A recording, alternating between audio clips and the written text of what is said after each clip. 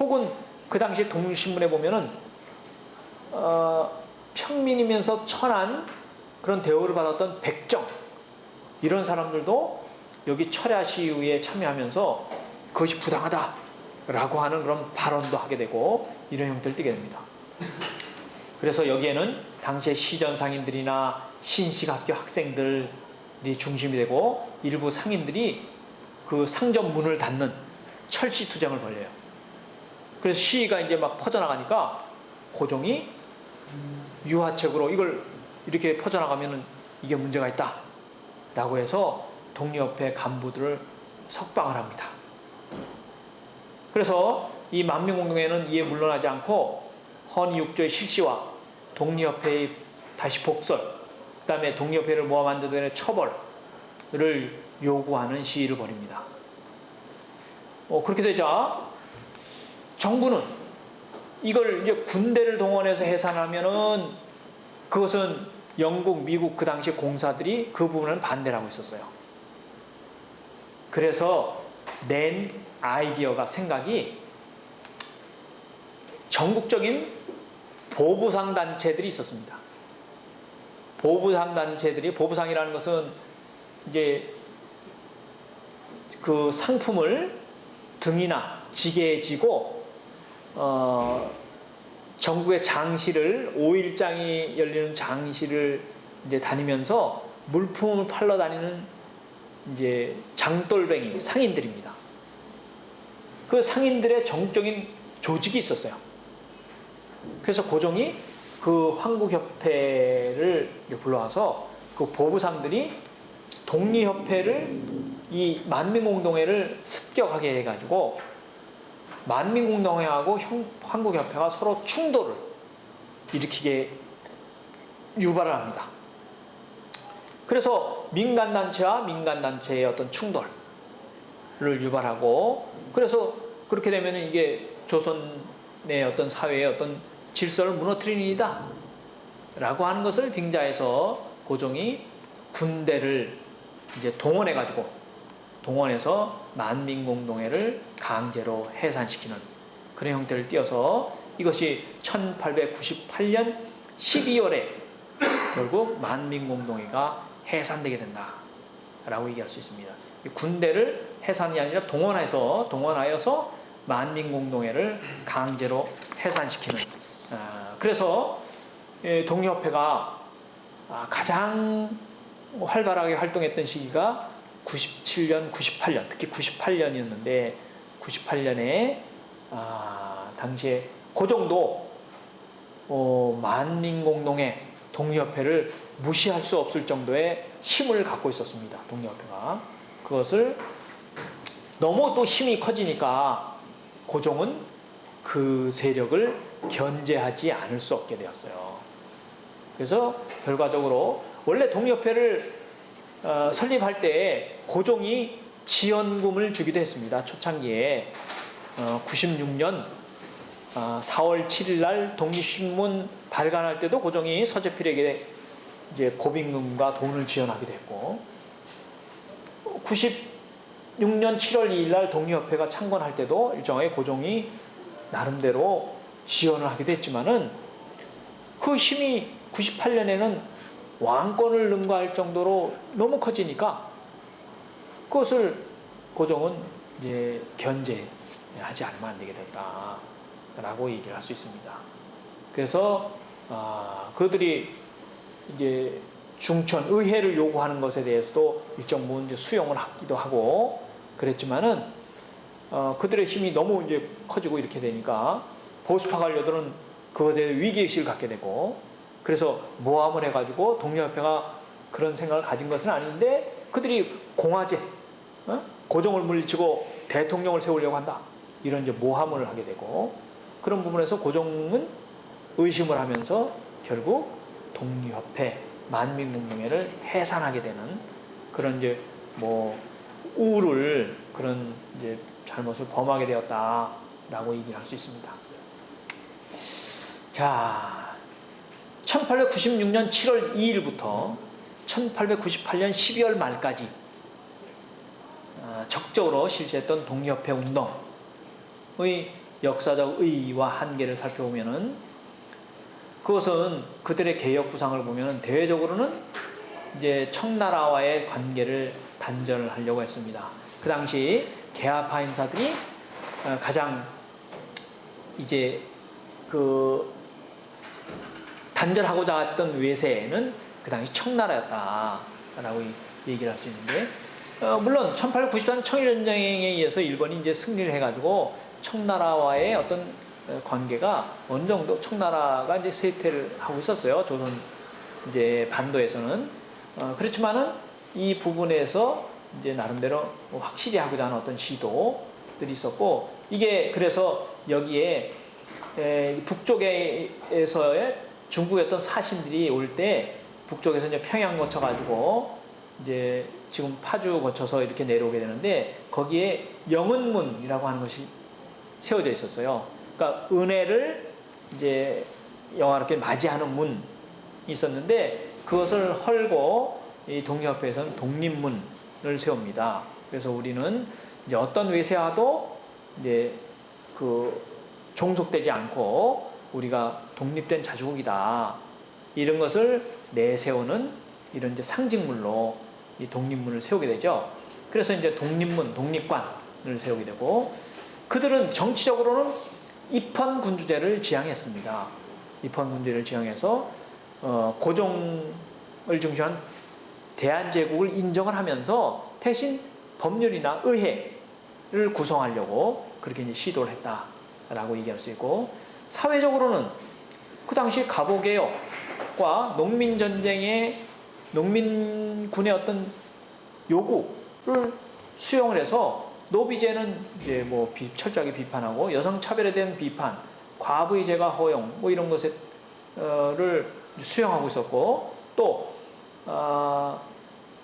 이 관료를 몇 개의 뭐 이제 그 당시에 30개의 이제 문몰 가문이 상위 관직을 독점하고 있었는데, 그런 것은 다 같이 양반이라고 하면 능력에 따라서 관료를 임명하자라고 하는 이제 주장을 한다든가, 그다음에 경제적으로는 그 당시에 이제 지주제 유지, 산업 진흥, 재정 개혁 이런 것을 이제 요구하고 있었다. 그것이 독립신문의 내용에 그런 내용들이 적혀 있습니다. 사설에. 그래서 그 독립협회 운동의 역사적 의의는 조선 사회의 근대화를 이제 진전시켰다라고 얘기할 수 있고, 그 다음에 개화운동이 크게 확대되었다. 그래서 갑신정변 때보다는, 갑신정변에 참여했던 세력은 일부의 소수 세력이었지만은 독립협회 운동은 거의 서울 시민을 중심으로 한 하여튼 이제 좀 각성된 시민들이 양반 관료뿐만 아니라 평민들도 참여하는. 그래서 뭐 시전상인이나 당시 아까 얘기했던 그 독립신문의 논설이나 이런 거면 평민 중에서도 이제 낮은 대우를 받았던 백정은 신량역천이에요. 신분은 평인이지만은 하는 일은 천한 대우를 받았던 그런 사람들도 나서가지고 거기 시대에 올라가서 자기 주장을 펼치고 이렇게 할 정도로 이제 굉장히 사회 세력이 확대되었습니다.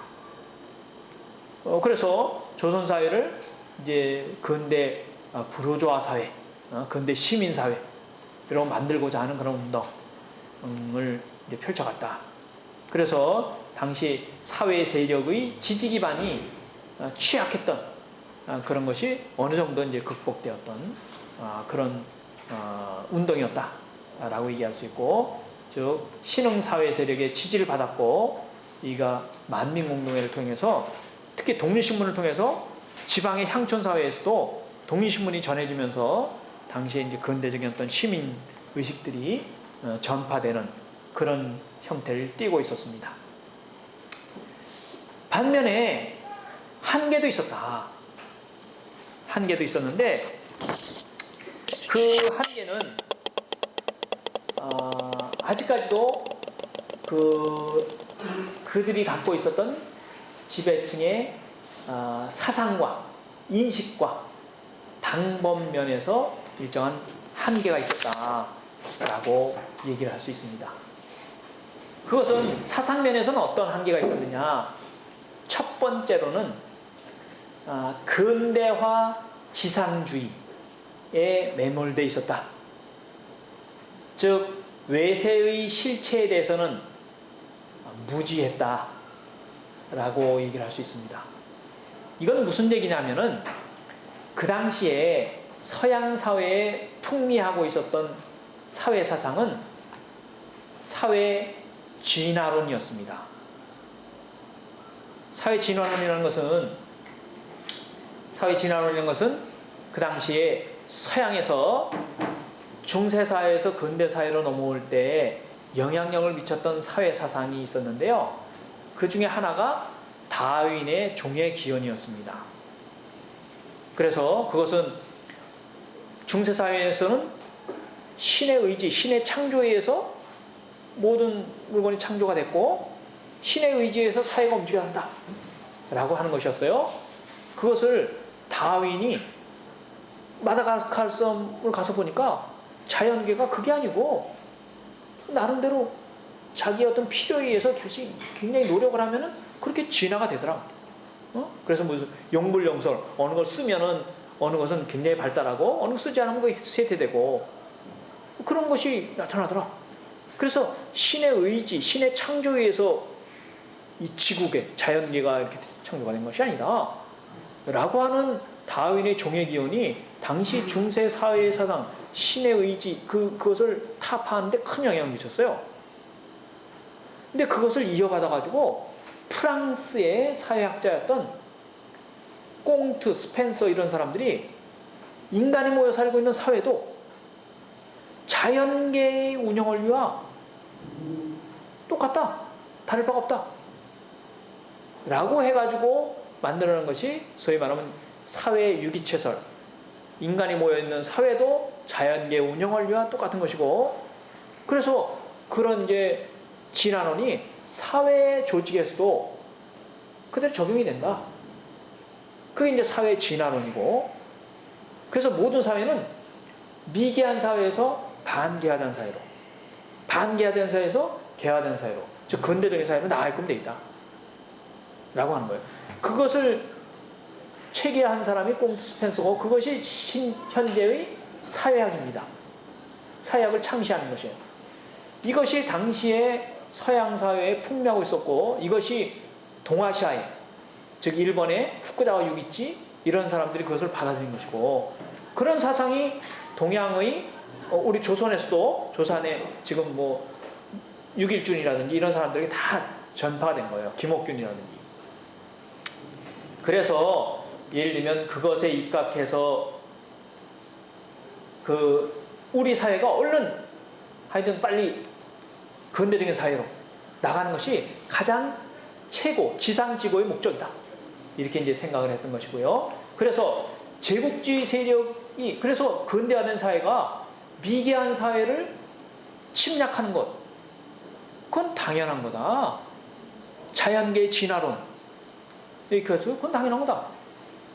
라고 해서 외세의 경쟁의 침략의 어떤 본질이라든지 이런 것을 제대로 깨닫지 못했다.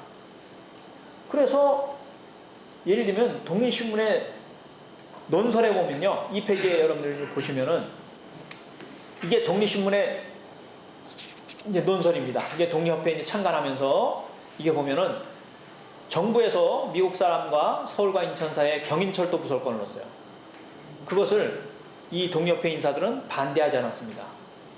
즉 미국 돈이 들어오고 미국의 기술이 들어와서 여기에 그 일로 철도 건설을 통해서 빌어먹고 살 조선 사람들이 여러 천명이 될 터이고 철도가 완성이 되면은 농민과 상인들이 이 철도로 인연해서 직업들이 흥할 터이고 또 조선 백성들에게는 철도가 큰 학교가 된다.